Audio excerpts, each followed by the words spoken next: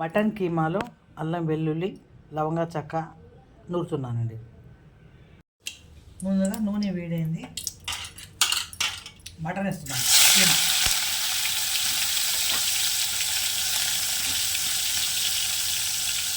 Mutton తెచ్చి మిక్సీలో వేసాను.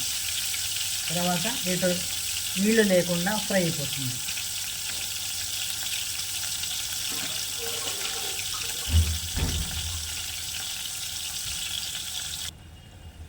దీంట్లో నీళ్ళు వస్తాయి. అల్లం వెల్లుల్లి వేస్తున్నాను పేస్ట్.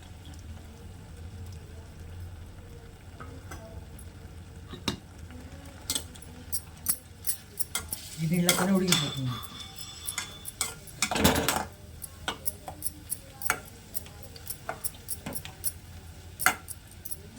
చాలా ఈజీ ప్రాసెస్ అండి.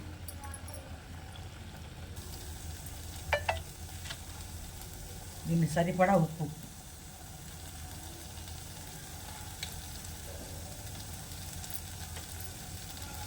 కొంచెం పసుపు,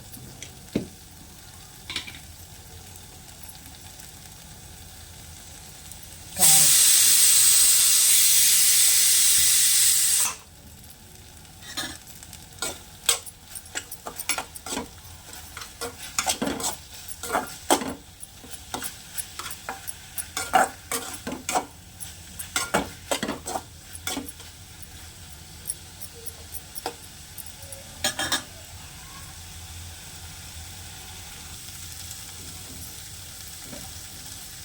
టమాటా,